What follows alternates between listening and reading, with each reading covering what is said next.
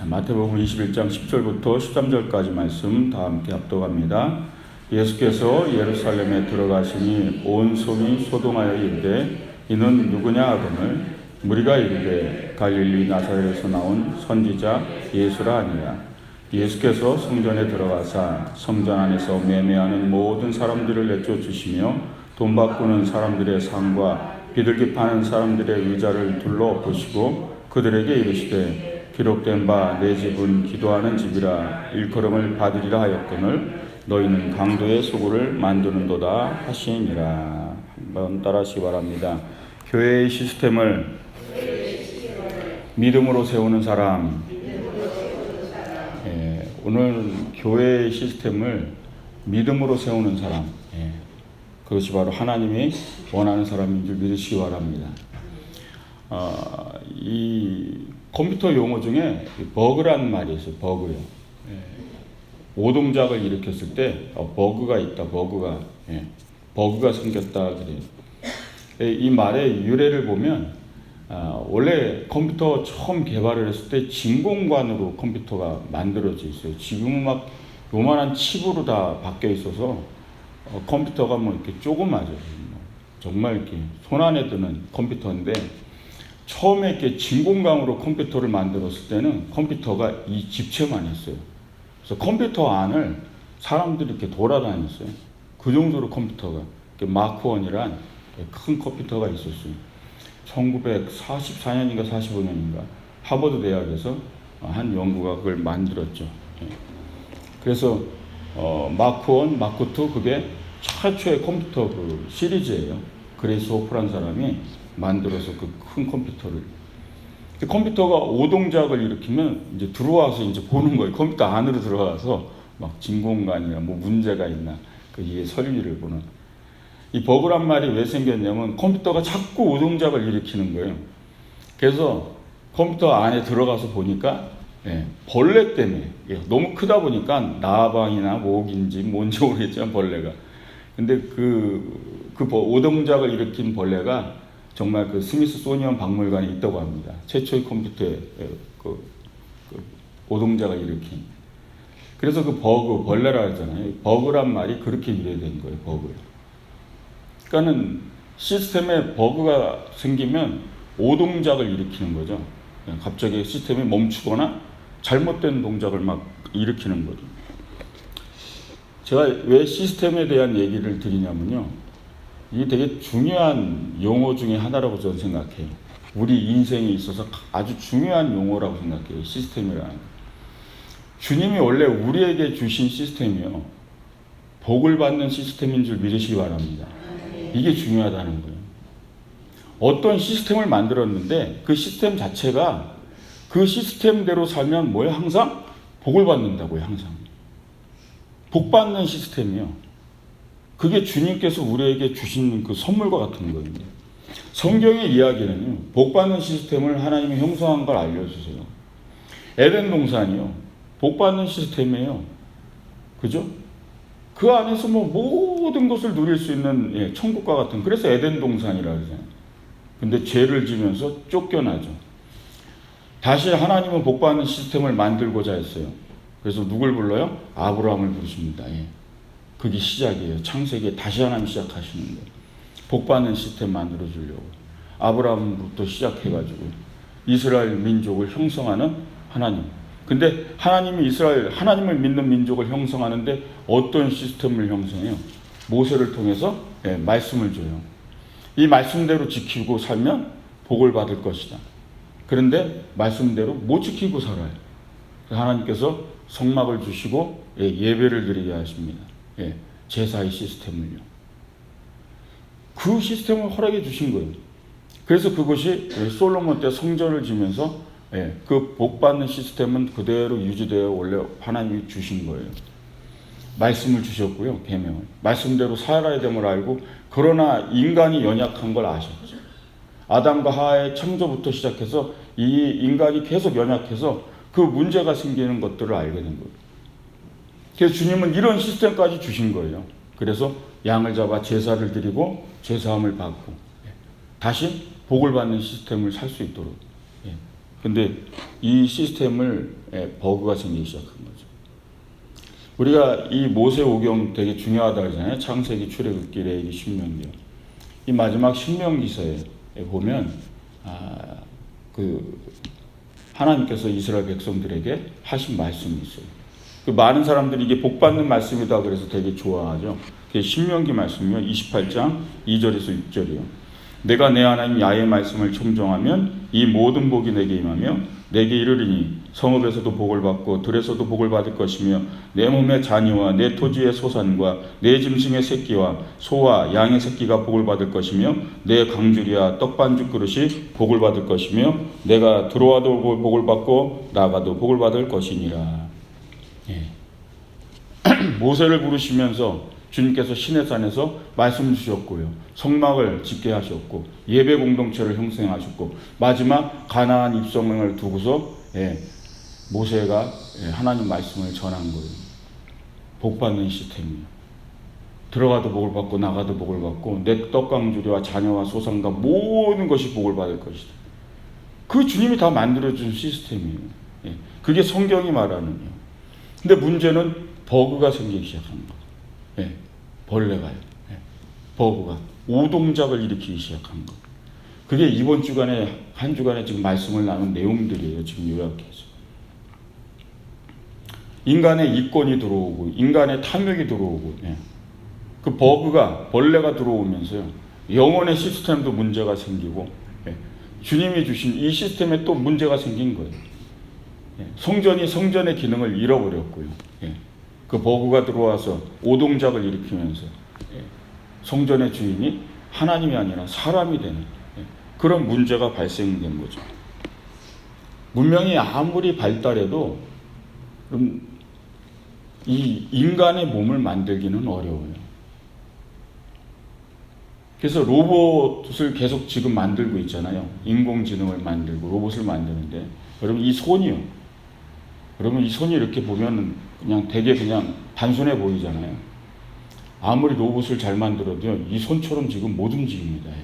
이렇게 부드럽게 못 움직여요. 이런 여러 가지 동작을 못 해요.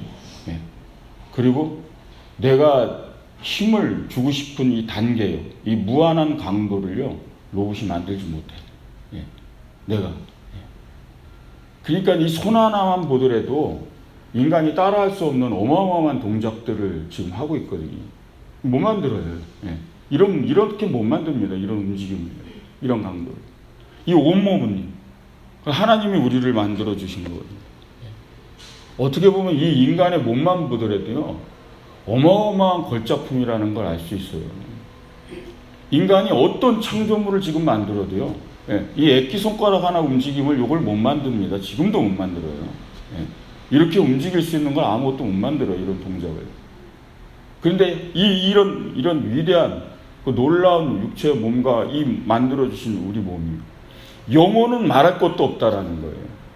이 육체의 겉모습만이 아니라 이 영혼 속에요.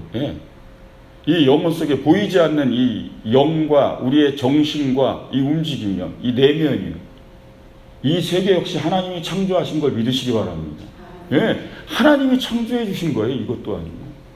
이 놀라운 이요. 근데 여기가 망가지니까요. 여기에 버그가 들어오니까요. 인간의 생각이 악해지기 시작하고. 이 정말 걸작품과 같이 하나님 만들어준 이 놀라운 능력을 가진 인간의 정신과 육체, 이 영혼, 이 모두가 오동작을 일으키기 시작하는 거예요. 정신의 오동작이, 마음의 오동작이, 생각의 오동작이. 그게 다 뭐예요? 죄라는 거예요. 죄. 버그가 일어나서 복을 받는 시스템이 다 무너진 거예요. 영혼도, 성전도, 하나님 주신 말씀 모든 시스템이요. 전부 다 오동작을 일으키죠. 주님 이 땅에 오셔가지고 다시 세워야 되는데 이제 온 우주 만물을 창조하시고 마지막에 아담을 창조해서 주셔서 살게 했는데도 그것도 안 되고요. 아브라함을 부르셔서 민족을 형성하시고 예배 공동체를 만들어서 하나님과 함께 살면 될 줄 알았는데 그것도 또 오동작을 일으키고 주님 오셔가지고 새로운 시스템이에요. 그게 이번 한 주간에 나눈 말씀이에요. 새롭게 복을 받는 시스템이에요. 그걸 만들어주신 걸 믿으시기 바랍니다. 유월절이요. 유월절은 이스라엘 백성들에게 아주 큰 절기 중에 하나예요. 그것은 출애굽부터 시작되는 거라고 제가 말씀드렸죠. 예. 마지막 10번째 재앙. 모든 장자의 죽음이 죽을 때 양을 잡아서 그 피를 문설주에 바르면 재앙이 넘어가는 거예요. 뭐요? 똑같은 메시지예요. 어제 말씀과 같아요. 전통적인 구원의 방법이요. 양을 잡아야 돼요. 그래서 그 피를 문설주에 내 집에 다 발라야 재앙이 지나갈 때 내 집을 넘어가는 거예요. 패스오버예요. 재앙이 미치지 않는. 전통적인 구원의 방법이에요. 근데 주님께서 제자들과 함께 유월절을 지냈어요. 그런데 마지막 유월절을 지내실 때는 주님이 유월절을 다르게 지내세요. 제자들한테 마지막 유월절을 지내면서 잔을 나누면서 이런 말씀하시죠. 우리가 성찬 때 늘 듣는 말씀이에요. 마태복음 26장 26절에서 28절이요. 그들이 먹을 때에 예수께서 떡을 가지사 축복하시고 떼어 제자들에게 주시며 이르시되 받아서 먹으라 이것은 내 몸이니라 하시고 또 잔을 가지사 감사기도 하시고 그들에게 주시며 이르시되 너희가 다 이것을 마시라 이것은 죄사함을 얻게 하려고 많은 사람을 위하여 흘리는 바 나의 피 곧 언약의 피니라. 이 말씀이 왜 중요한지 아세요? 이 마태복음 28장으로 끝나죠. 주님 마지막 이제 죽음을 앞두시고 마지막 유월절을 지나실 때 주님 제자들에게 이런 말씀하신 거예요. 내 몸이다. 잔을 나누시면서 이건 내 피다. 이게 언약의 피다. 너희의 모든 죄를 씻는. 오늘 찬양을 드렸잖아요. 너희 죄 흉악하나 눈과 같이 쉬게 되겠네. 우리를 깨끗게 하는 다시 시스템을 새롭게 만드신 거예요. 6월절이요. 이제 양 잡아가지고 피를 문설주에다 바르고 이런 거 안 해도 된다는 거예요. 6월절을 바꾸신 거예요.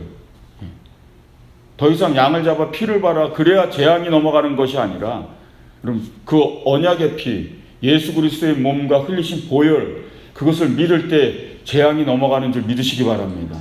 그래서 복을 받는 거예요. 이젠 새롭게 얘기해 주셔요. 새로운 시스템.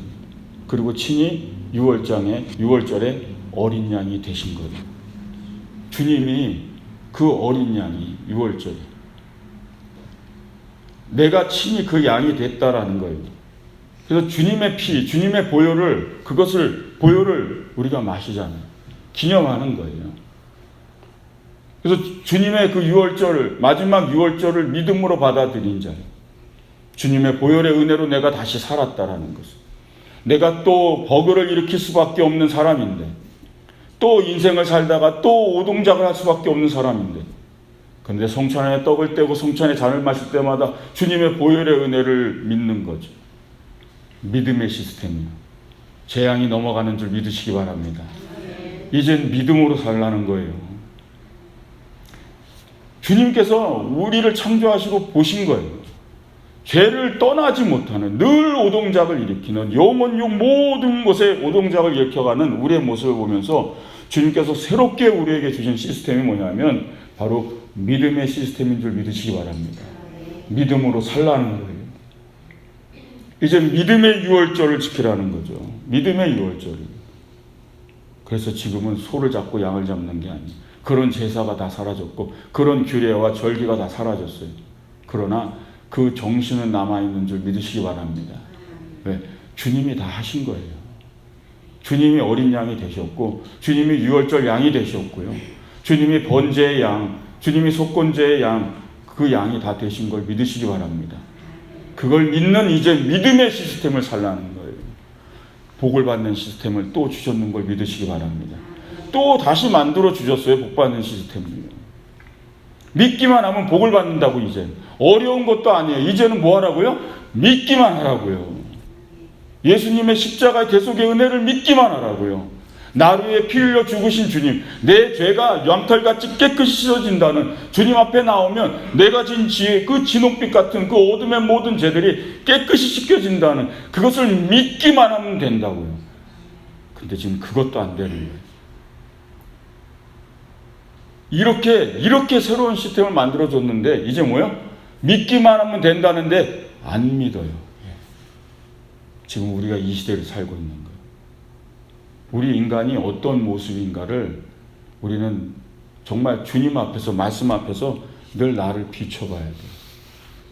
여러분, 인간은 깨끗한 존재 아닙니다. 인간은 거룩한 존재 아니에요. 제가 저를 봐도 그렇고요. 주님이 우리를 만들어주신 모습은 그렇지 않은데 우리는 늘 버그라는 게 있어요. 그게 들어와요. 늘 오동작을 일으켜요. 그것을 보면서 우리는 깨닫는 거죠. 여러분, 주님이 아니면, 주님을 믿는 믿음 아니면 우리는 의인이 될 수 없고, 주님을 믿는 믿음이 아니면 우리는 천국에 갈 수 없다는 것, 그 절대 진리인 걸 믿으시기 바랍니다. 스스로 갈 수 없다는 것, 스스로 날 봐도 알 수 있어요. 스스로 자신을 보면 알 수 있어요. 내가 이 정신세계와 이 믿음 세계와 내 이 삶의 행동과 내 모든 마음을 내가 알잖아요. 내 속에 있는 악을 내가 알고 내 속에 있는 어둠을 내가 알잖아요. 그것 가지고 근데 의인이 될 수 있을 것 같다고. 그걸 가지고 내가 천국에 갈 수 있다고요? 없다는 걸 스스로 압니다. 여러분, 그래서 주님이 우리에게 시스템을 만들어 주셨어요. 이제는 너무나도 쉬운 시스템이에요. 십자가의 대속의 은혜를 믿는 자요. 믿는 자마다 구원을 얻는 줄 믿으시기 바랍니다. 믿는 자마다 회복이 임하는 걸 믿으시기 바랍니다. 믿으면 길이 열리는 거예요. 믿으면 천국으로 돌아가는 거예요.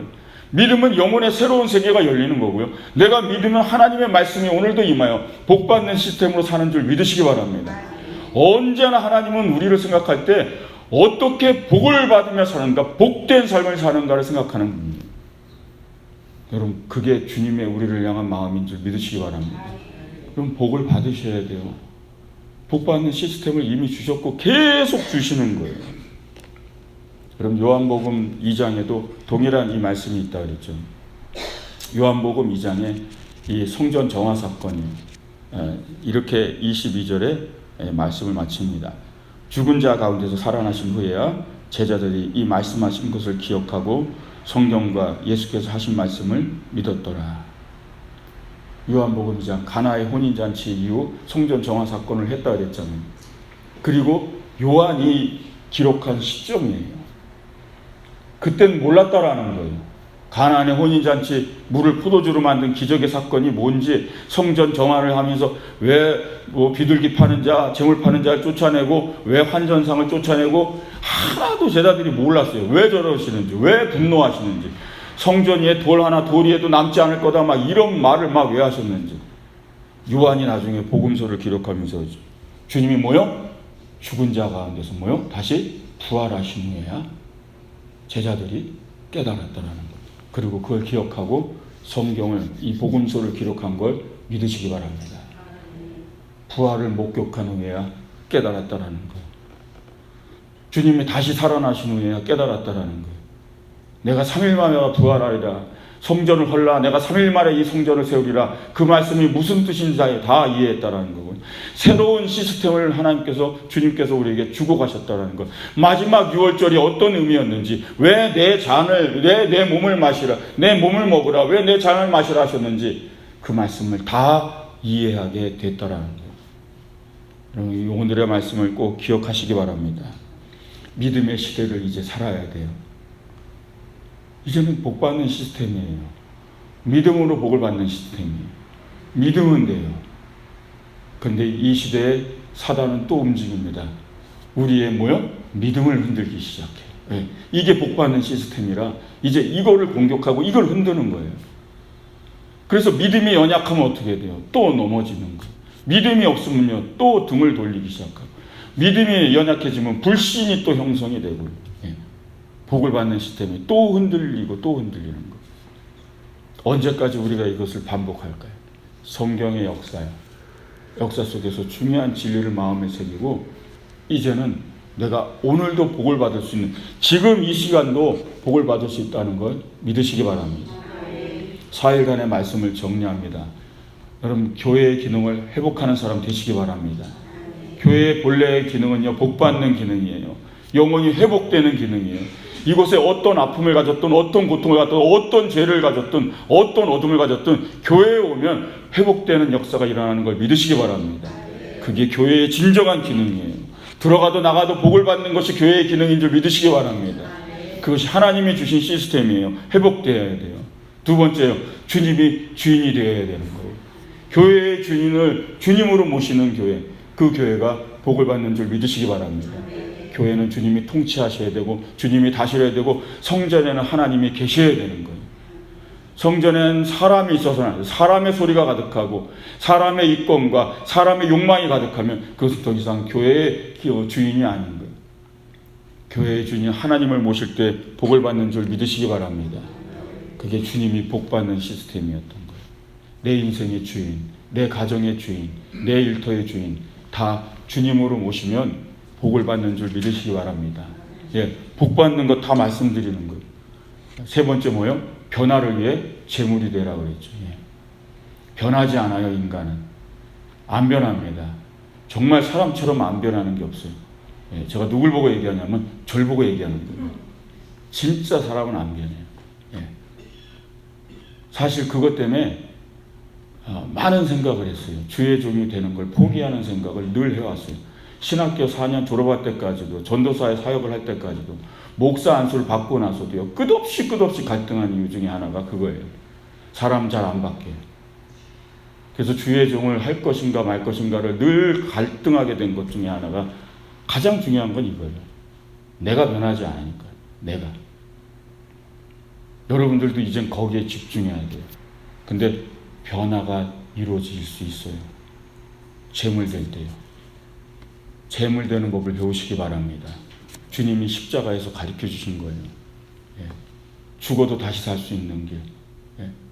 절대 변하지 않는 것이 변할 수 있는 길. 죽고 다시 사는 법인 줄 믿으시기 바랍니다. 그래서 재물이 되어야 되는 거예요. 내가 죽지 않고 어떻게 내가 변화되겠어요? 죽지 않으면 새롭게 변하지 않는 거예요. 늘 내가 살아있으니까 안 변하는 거예요. 이전에 내가 늘 살아있으니까는 조금 더 변하지 않는 삶을 보게 되고 거기서 우리는 절망하는 거예요. 변화를 위한다면 재물이 되시기 바랍니다. 가정이 변화되기 원합니까? 그러면 내가 내 가정에 재물 되어야 돼요. 여러분 우리 교회가 변화되기 원합니까? 내가 재물이 돼야 돼요. 교회가 바뀌는 줄 믿으시기 바랍니다. 원리예요. 그게 축복받는 법이에요. 복받는 시스템이에요. 하나님은 재물되는 자에게 부활의 영광을 주는 줄 믿으시기 바랍니다. 내가 죽을 줄 아는 자에게 아버지 다시 살아나는 새롭게 되는 놀라운 축복을 주는 걸 믿으시기 바랍니다. 마지막으로 믿음의 시스템으로 모든 걸 전환하시기 바랍니다. 이제 성경을 알고 진리를 안다면 믿음의 시스템으로 모든 걸 바꾸는 거예요. 믿음을 세워가시기 바랍니다. 절대 진리, 하나님을 절대적으로 믿고요. 주님의 말씀을 절대적으로 믿으며 그 믿음의 승부를 던지시고 2020년 한 해 하나님의 축복을 받아 누리시길 주의 이름으로 축원드립니다. 재앙이 미치지 않아요. 믿음의 사람에게는 재앙이 와도요, 그 재앙을 뚫고 가는 줄 믿으시기 바랍니다. 하나님을 믿으니까 하나님이 함께하는 거예요. 그래서 불을 지나고 물을 지날 때도 재앙 가운데 그 불 가운데로 뚫고 지나가는 역사가 일어나는 걸 믿으시기 바랍니다. 그게 바로 믿음의 시스템이에요. 그 믿음 가지고 한 해 동안 놀라운 기적과 하나님의 축복을 마음껏 누리시길 주님의 이름으로 축원드립니다. 기도하겠습니다.